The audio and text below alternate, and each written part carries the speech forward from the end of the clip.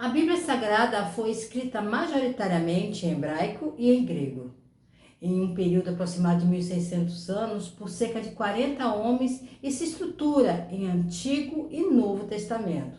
Seus livros são divinamente inspirados e formam o cânon bíblico.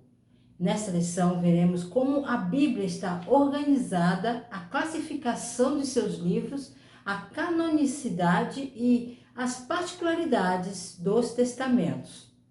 A Bíblia é um livro incomum. Ao contrário da maioria dos livros modernos, a Bíblia é composta por muitos livros menores escritos por vários autores em diferentes épocas e lugares diferentes. Naturalmente, isso levanta questões sobre como esses livros foram recolhidos juntos para formar um único volume. Quando isso aconteceu, quem tomou decisões críticas e por que devemos pensar que eles acertaram. Todas essas questões dizem respeito que é conhecido como cânon bíblico. A paz do Senhor, povo de Deus. Para você que andou por aqui, eu sou a diaconisa Tânia Anjo. Estamos estudando o primeiro trimestre de 2022 das lições bíblicas da editora CPAD, da classe dos adultos, que tem o tema A Supremacia das Escrituras, a inspiração inerrante e infalível Palavra de Deus. O comentarista é o pastor Douglas Batista. A lição de hoje é a lição 4, a estrutura da Bíblia. O textuário nos diz assim: E disse-lhes, são essas as palavras que vos disse, estando ainda convosco. Convinha que se cumprisse tudo o que de mim estava escrito na lei de Moisés e nos profetas e nos salmos. Lucas capítulo 24, versículo 44. A verdade prática nos diz assim: a Bíblia se divide em Antigo e Novo Testamento, totalizando 66 livros divinamente inspirados. Toda ela é nossa única regra de fé e prática. A leitura bíblica em classe se encontra em Lucas capítulo 24, do versículo 44 ao 49. Pegue papel e caneta e anote as referências que aparecerão aqui no vídeo. E já vou pedir para você, se você não é inscrito, se inscreva nesse canal, curta, comente, compartilhe pelo menos com mais uma pessoa que você estará ajudando a esse canal a levar o ensino da palavra de Deus, ok? Então vamos lá. Tópico 1. Como a Bíblia está organizada. Definição do termo Bíblia. A palavra Bíblia tem origem tanto no vocábulo grego como no latim. O termo grego biblos significa livro e tem conotação de qualidade sagrada. A palavra Bíblia, no latim, é um substantivo feminino singular que igualmente exprime a ideia do livro. Por volta do ano de 150 d.C., os cristãos passaram a usar o termo em grego a Bíblia, os livros, para referir-se ao conjunto de livros inspirados por Deus. O dicionário bíblico Wycliffe explica que o singular Bíblia em latim revela uma unidade de pensamento e uma pureza. Por isso, a coleção dos livros sagrados forma um único livro, a Bíblia Sagrada, chamada também por Paulo de as Santas Escrituras. A Bíblia, como conhecemos hoje, percorreu um longo caminho até chegar até nós. A tradução de toda a Bíblia para o latim no início do século V foi chamada de Vulgata, que significa a língua do povo, e foi a tradução oficial usada pela Igreja Romana por mais de 1500 anos. Os Antigos e Novos Testamentos circulavam entre igrejas em grego, em latim e em outras línguas. No século IV, os vários manuscritos latinos, diferentes em estilo e qualidade de tradução, e como foram copiados em vários estilos textuais. Uma tradução em latim precisa da Bíblia era necessária.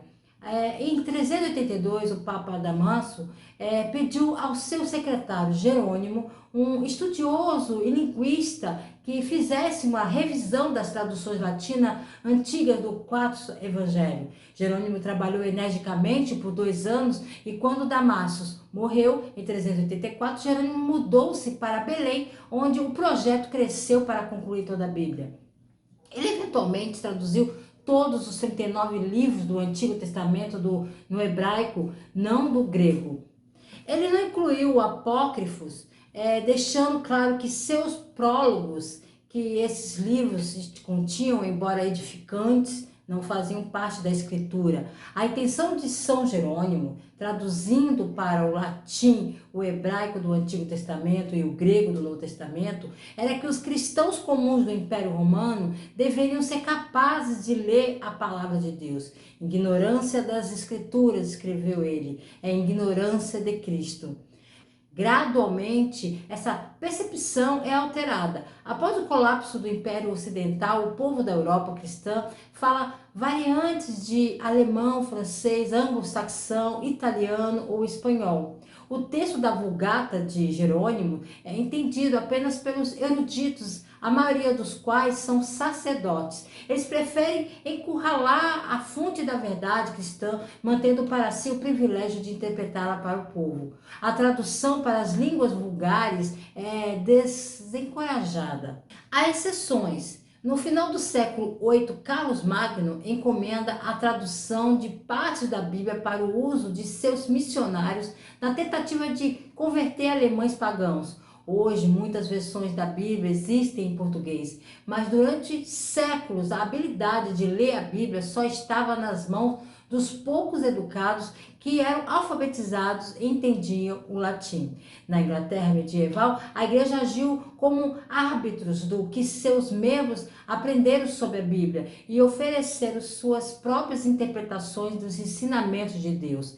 Este não era um tempo de tolerância religiosa. Na verdade, qualquer um que se opusesse ou questionasse a igreja enfrentava seus rótulos de herege.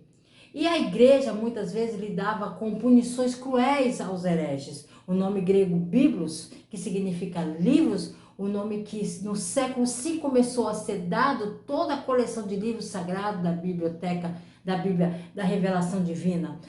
O nome Bíblia foi adotado por Wycliffe e entrou gradualmente em uso em nossa língua portuguesa. Aliás, o teólogo John Wycliffe, em 1338, começou seu desafio mais perigoso, trabalhando em uma tradução da Bíblia para o inglês. Ele queria tornar a palavra de Deus disponível para todos. Os ingleses aprenderam melhor a lei de Cristo em inglês. Moisés ouviu a lei de Deus em sua própria língua, assim como os apóstolos de Cristo. A igreja não ficou muito satisfeita com esse projeto, até passar por Erasmo, Lutero, Tyndale, os pré e os reformadores. A Bíblia consiste em 66 livros diferentes, compostos por mais de muitos escritores diferentes, em 3 línguas diferentes, em circunstâncias diferentes.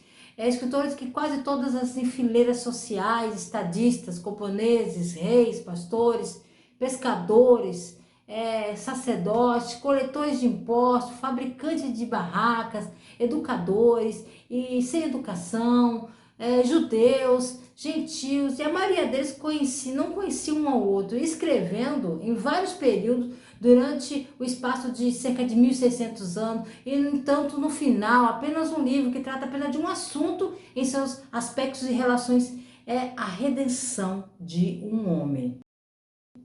O cânon da Bíblia. A expressão cânon procede do hebraico kaner, com o sentido de vara de medir. O termo correspondente em grego cânon, que significa régua. Desse modo, na teologia, o vocábulo cânon é empregado como norma de avaliação para identificar os livros sagrados. Em vista disso, o termo canônico passou a designar os 66 livros aceitos como divinamente inspirados, tanto 39 do Antigo Testamento quanto 27 do Novo Testamento. Isso quer dizer que o Espírito Santo guiou o seu povo a reconhecer a autoridade desses escritos como regra de fé e prática.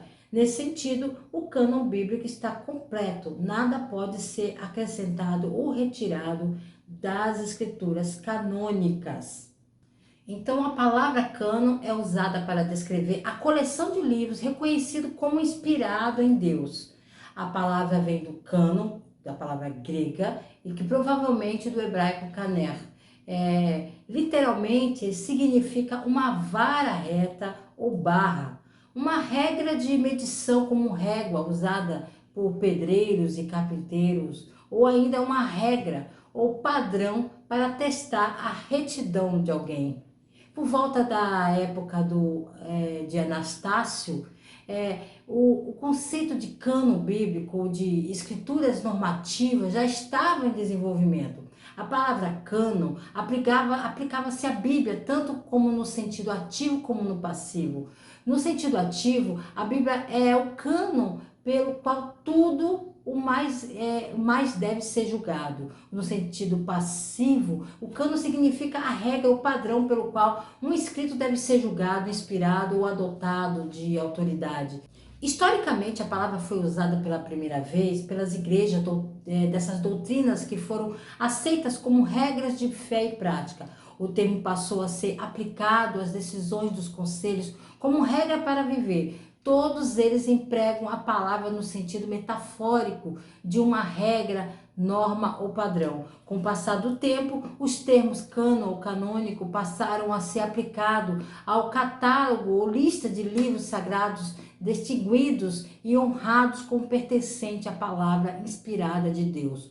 Os cristãos gregos do século IV depois de Cristo deram à palavra um significado religioso quase técnico aplicado à Bíblia, especialmente aos livros judeus. É importante notar que os conselhos religiosos em nenhum momento tinham qualquer poder para fazer com que os livros fossem inspirados. Em vez disso, eles simplesmente reconheceram o que Deus havia inspirado no exato momento em que os livros foram escritos. Judeus e cristãos conservadores reconheceram os 39 livros do Antigo Testamento como inspirados. Protestantes evangélicos reconheceram os 27 livros do Novo Testamento como inspirados.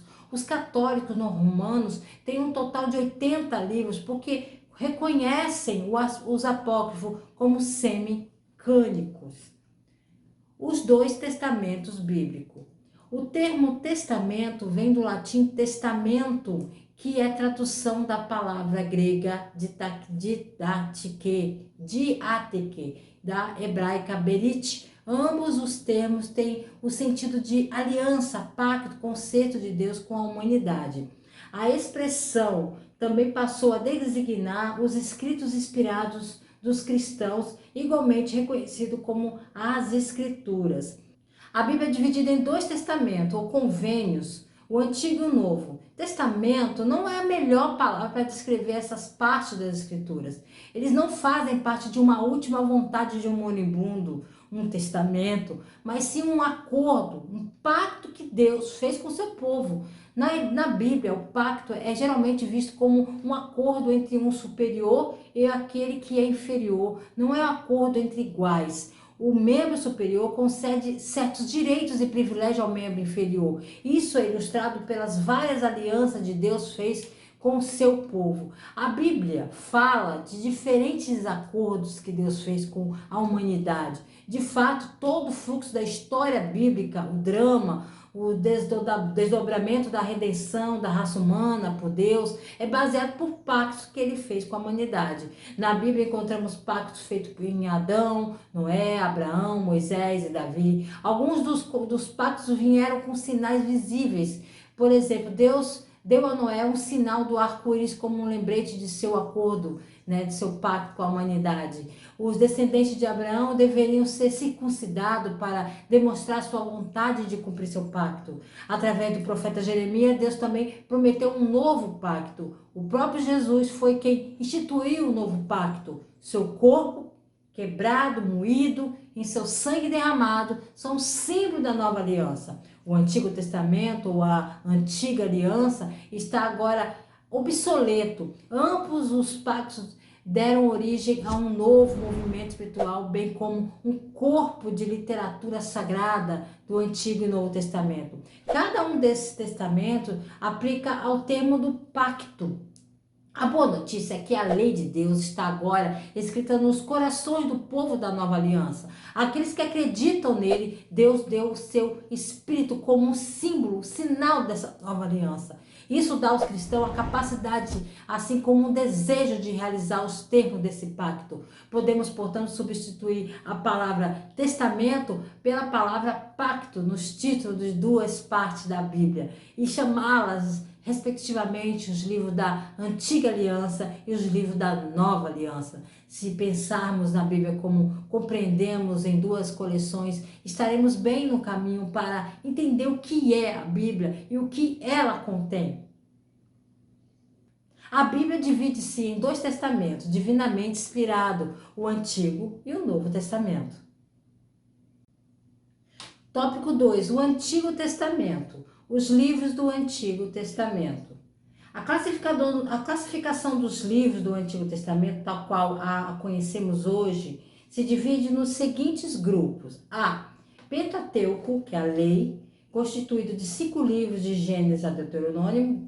B. Históricos, formado de 12 livros de Josué a Esther. C. Poético, composto de 5 livros de Jó a Cantares de Salomão. E proféticos, que se subdividem em profetas maiores, com 5 livros, de Isaías a Daniel, e profetas menores, com 12 livros, de Oséias a Malaquias.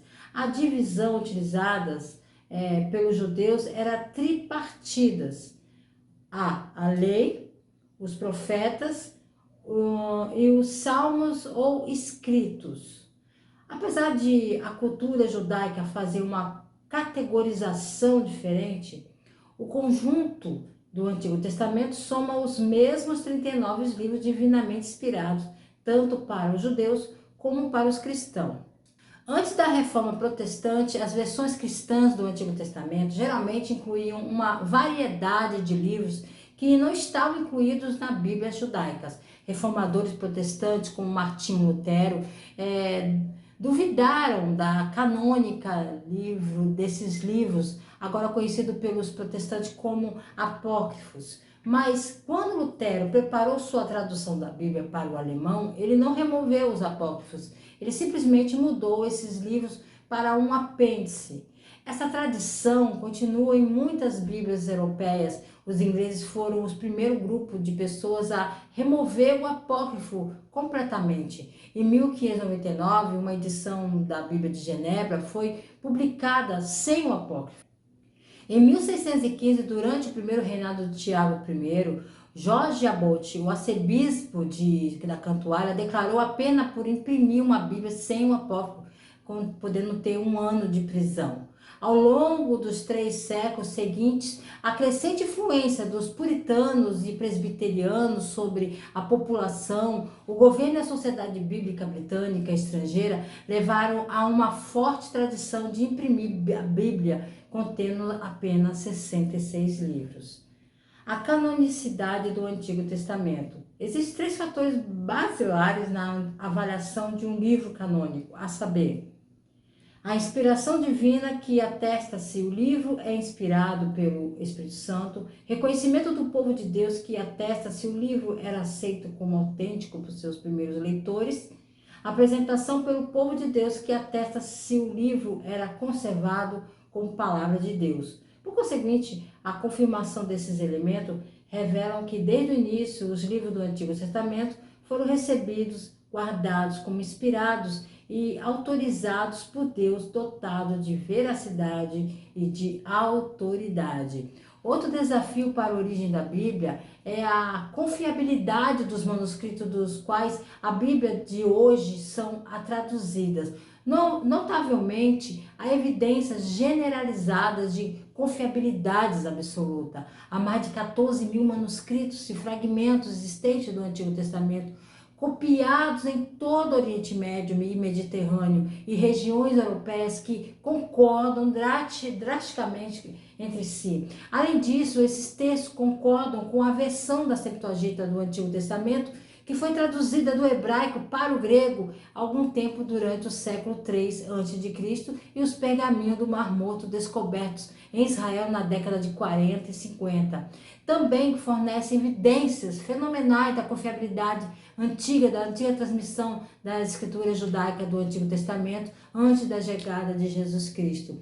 Os escribas hebreus que copiaram as escrituras judaicas dedicaram suas vidas à preservação com precisão dos livros sagrados.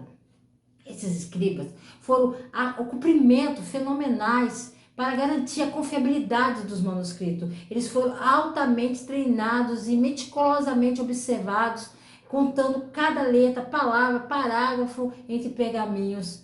O único erro exigiria a destruição imediata de todo o texto.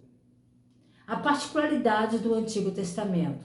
Quase a totalidade dos livros foram escritos em hebraico, chamados da Bíblia de língua de Canaã. Algumas porções foram escritas em aramaico, uma espécie de dialeto que deu origem à língua árabe. O último livro canônico foi o do profeta Malaquias, que o concluiu antes do ano 430 a.C. Desde então, nada mais pode ser acrescido no Antigo Testamento, no cânon do Antigo Testamento. Desculpa. E conforme o teólogo Norman Geisler, acho que eu não falei correto, para facilitar a tarefa de citar a Bíblia, em 1227 d.C., o texto foi dividido em capítulos e por volta de 1445, o Antigo Testamento foi dividido em versículos. Quando os escritores originais escreveram seus livros, que acabaram sendo parte da Bíblia, eles não usaram divisões de capítulos. Eram textos sólidos, no início ao fim, mas muitas vezes nem mesmo usando pontuação como usamos hoje. Na verdade, as escrituras hebraicas também não incluíam vogais, com leitores competentes simplesmente inserindo-as enquanto leem a Bíblia em voz alta. Os capítulos do versículo moderno que são encontrados em nossas Bíblias hoje são fornecidos para ajudar na leitura privada e pública. Divisões de capítulos e versos não estavam nos autógrafos originais hebraicos e gregos e foram adicionados no século XVI. Um autógrafo é o documento original que os autores da Bíblia escreveram de cada um de seus livros, de Gênesis, Daniel e Atos, por exemplo. É mais fácil, no entanto, para grupo de pessoas que se referem à mesma Bíblia para saber para onde recorrer. Para isso, cada livro bíblico foi dividido em capítulos por Stephen Langton, um arcebispo da Cantuária por volta de 1227. Às vezes, as divisões parecem estar no lugar errado, com um único verso que pertence à seção anterior, iniciando um novo capítulo, por exemplo.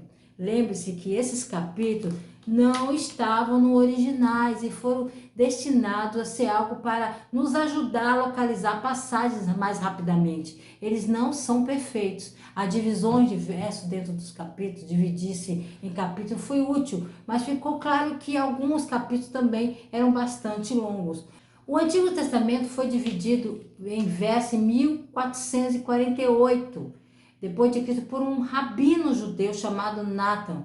O Novo Testamento foi dividido em versos em 1555 depois de Cristo por Robert Stanley. Os títulos editoriais acima, diferentes seções, a maioria das traduções bíblicas usam o mesmo capítulo, divisões de versos, mas o que é diferente nos títulos fornecidos para diferentes seções?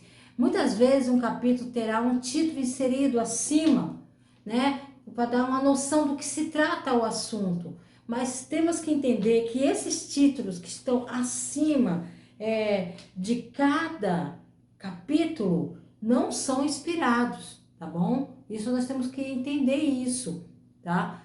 Lembre-se disso, que esses títulos não fazem parte da palavra inspirada de Deus. Os livros inspirados que integram o cânon do Antigo Testamento são classificados como lei, históricos, poéticos e proféticos. Tópico 3. O Novo Testamento. Os livros do Novo Testamento. Esses livros foram reconhecidos pela igreja após a morte e ressurreição do Senhor Jesus Cristo e estão classificadas em 4 grupos principais. Evangelho, que são os 4 livros de Mateus, Marcos, Lucas e João. Histórico, formado pelo livro de Atos dos Apóstolos. Epístolas que se subdividem em epístolas paulinas, como 13 cartas de Romanos a Filemon, as epístolas gerais, com 8 cartas de Hebreus a Judas, e Revelação, constituída pelo livro de Apocalipse. O conjunto totaliza-se em 27 livros inspirados e autorizados que são chamados de canônicos. Esses livros foram agrupados pelo povo de Deus relativamente cedo, com o Antigo Testamento sendo resolvido e estável pelo nascimento de Jesus, no máximo, e o Novo Testamento ganhando grandes acordos mesmo antes do final do século II. Embora não tenha sido até o século IV que o cânon do Novo Testamento foi oficialmente decidido, há uma boa razão para ter confiança histórica desse processo. Esses livros foram em virtude de 3 fatores: suas qualidades divinas, a recepção pela igreja e a conexão com os apóstolos. A maioria dos livros do Novo Testamento foram compostos diretamente por um dos apóstolos, escrito, incluindo Paulo, e aqueles que não tinham ligações próximas ao testemunho dos próprios apóstolos. A canonicidade do Novo Testamento. Os critérios de avaliação do Novo Testamento são iguais aos que determinam o cânon do Antigo. Isto é, a inspiração, o reconhecimento e a preservação dos livros como palavra de Deus. Nesse sentido, a Bíblia oferece indiscutíveis provas de inspiração do Novo Testamento. Quanto ao reconhecimento dos livros como fidedignos desde o início dos escritos falsos foram refutados pela igreja.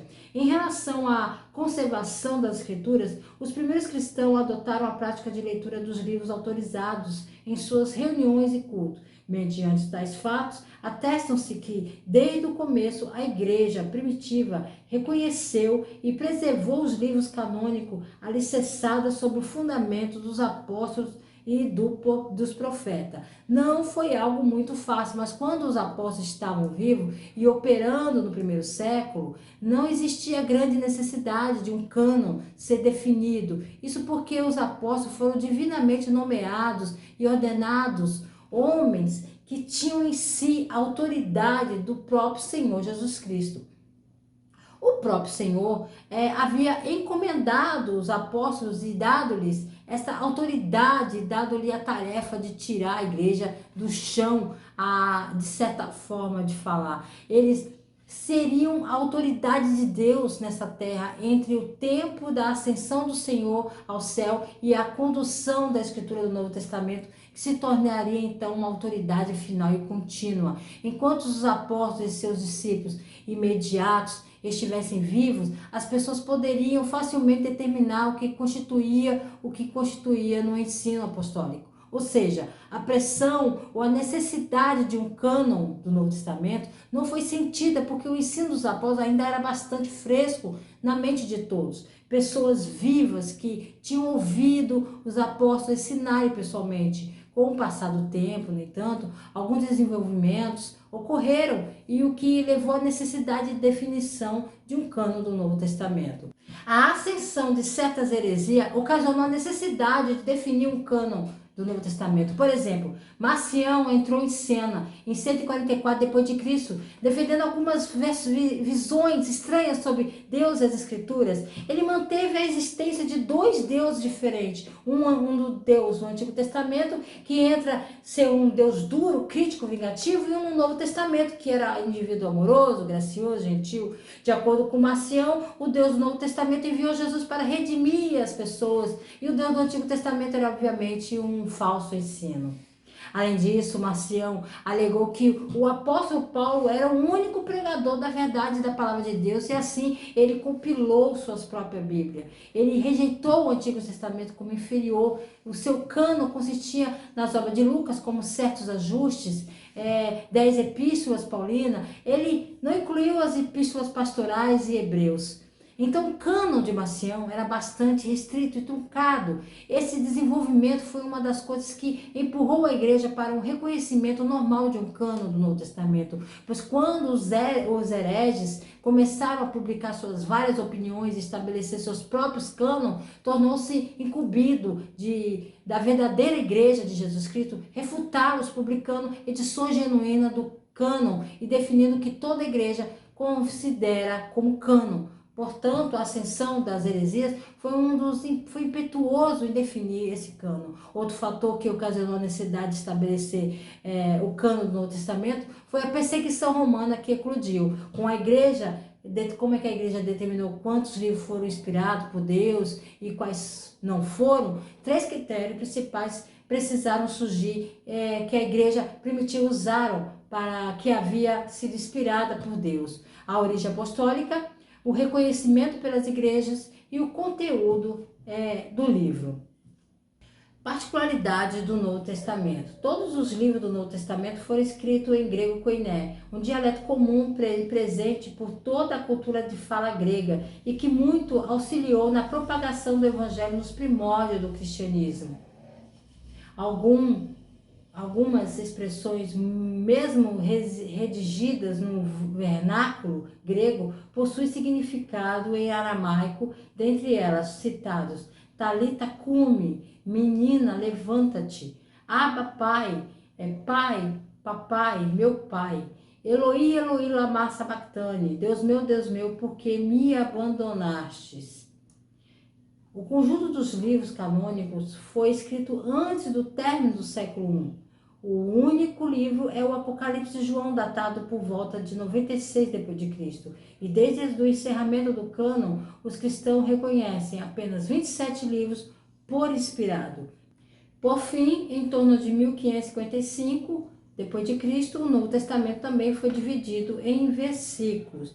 A Bíblia também foi o primeiro livro da história quando Gutenberg criou a imprensa, né, em 1454, revolucionando o mundo, permitindo a transmissão de informações mais rapidamente. Ele decidiu que o primeiro livro que sairia da sua imprensa, das máquinas, seria a Bíblia. A Bíblia é o livro mais roubado do mundo. A fama geralmente vem com um preço. E no caso da Bíblia, o fato de ser o livro mais vendido do mundo significa que ele também se tornou o mais roubado.